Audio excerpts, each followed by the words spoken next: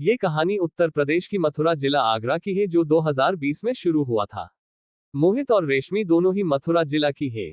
मोहित आगरा की arts college में second year में पढ़ता था और रेशमी मथुरा की एक सरकारी स्कूल क्लास 9th में पढ़ता था। मोहित पढ़ाई में बहुत ही अच्छे था और 2020 लगभग सभी बच्चे के पास एंड्रॉयड फोन था। एक दिन मोहित कॉलेज में फेसबुक चला रहा था और तभी मोहित ने देखा कि रेशमी नाम कर एक लड़की फ्रेंड रिक्वेस्ट भेजा। मोहित ने उसकी प्रोफाइल देखा और वह लड़की फ्रेंड रिक्वेस्ट को एक्सेप्ट कर लिया और हेलो लिखकर भेजा। रेशमी जब देखा कि मोहित का मैसेज आया वह भी रिप्लाई किया। धीरे धीरे वह दोनों एक दूसरे से फेसबुक पर चैटिंग करने लगे और उन दोनों की दोस्ती कुछ ही महीनों में प्यार में बदल गया। रेशमी दूसरे लड़की की तरह बिल्कुल नहीं थी, वह बहुत ही अलग किस्म की थी। रेशमी कोई भी अनजान आदमी से कोई भी मतलब नहीं रखता था। वह सिर्फ अपने परिवार और मोहित के साथ ही बातें किया करता था और उसका कोई करीबी दोस्त भी नहीं था जिससे वह बातें कर सके। उसका स्कूल में कुछ सहेली थी मगर उससे पढ़ाई की काम की सिवा और कोई फालतू बात नहीं करता था। वह अपने मम्मी पापा से बहुत ही प्यार करता था लेकिन उसके पापा से वह बहुत ही डरता था। वह ज्यादातर अपने कमरे में अकेला ही रहता था और वह ऐसी ही रहना पसंद करता था और मोहित भी ऐसी ही एक लड़की की तलाश में थी जो उसे रेशमी की रूप से मिल गया था। उन दोनों का प्यार को 6 महीना बीत चुका था। मोहित और रेशमी एक दूसरे से बहुत प्यार करने लगे थे। वह दोनों दूसरे से बिना बातें किए रह नहीं सकते थे। रेशमी की कोई भी गलती मोहित को बर्दाश्त नहीं होता था और इसको लेकर उन दोनों में काफी बार झगड़ा भी हो गया। मोहित रेशमी की हर गलती पर बहुत डरते थे और वह चुप होकर रोने लगते थे। मोहित रेशमी को इतना प्यार करता था कि उसकी आंखों में आंसू देखकर उसे भी रोना आ जाता था और मोहित उसे चुप करने लेके प्यार भरी मीठी मीठी बातों से माना लेता था।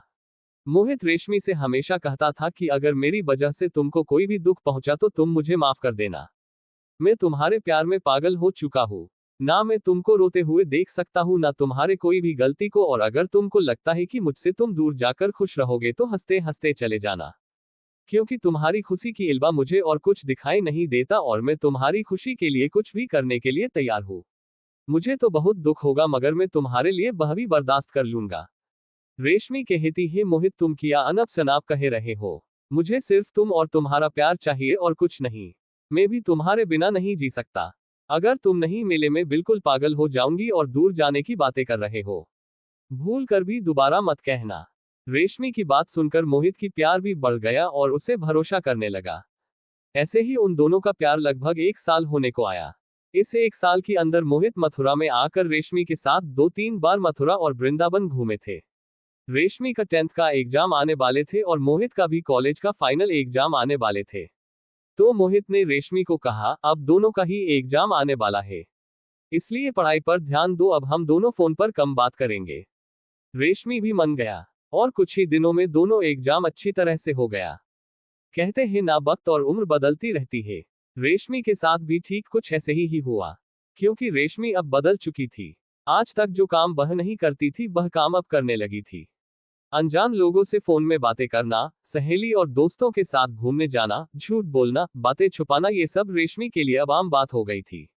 मोहित हमेशा रेशमी को कहता था कोई भी कठिन परिस्थिति आए तब भी झूठ मत बोलना, क्योंकि झूठ हमें बिल्कुल बर्दाश्त नहीं होता। झूठ बोलने पर ऐसा लगता है कि वह मुझे धोखा दे रहा है।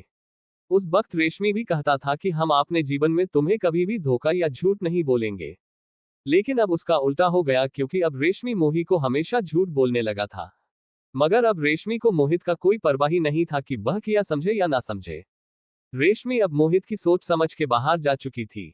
रेशमी हमेशा अनजान लड़के से बातें करते थे और जब मोहित देखता था कि रेशमी का फोन व्यस्त है तब मोहित को पूछने पर रेशमी कोई ना कोई बात बनाकर बात को छुपाती थी। कभी कहता था कि मेरी मामा की लड़की, कभी कभी कहता था मौसी ने फोन किया, और इसी बातों को लेकर दोनों में बहुत झगड़ा होता था। लेकिन फिर मोहित ने रेशमी को माफ कर देता था, क्योंकि मोहित ने रेशमी को इस कदर प्यार करता था कि उसे कभी खोना नहीं चाहता था। वह पूरी जिंदगी रेशमी के साथ बिताना चाहता था। मोहित को अब डर लगने लगा कि कोई मुझसे रेशमी को छीन ना ले। मोहित ने रेशमी को लेकर बहुत सारे सपना सजाया था, लेकिन रेशमी की दिल में तो कुछ और ही चल रहा था जो मोहित को इसके बारे में बिल्कुल अनजान थे। रेशमी का फोन अब काफी देर तक बिजी रहता था। मोहित को समझ में नहीं आ रहा था वह करे तो क्या करे, क्योंकि अब रेशमी दूसरे लड़के से प्यार करने लगा था। मोहित को पता ही नहीं चला कि उसके पीठ पीछे उसके साथ इतना बड़ा धोखा हो रहा है। धीरे धीरे मोहित के पास रेशमी का फोन आना कम हो गया। मोहित जा पूछा तब रेशमी ने कहा घर वालों को सहित सब पता चल गया, इसलिए माँ ने मेरा फोन अपने पास रख लिया।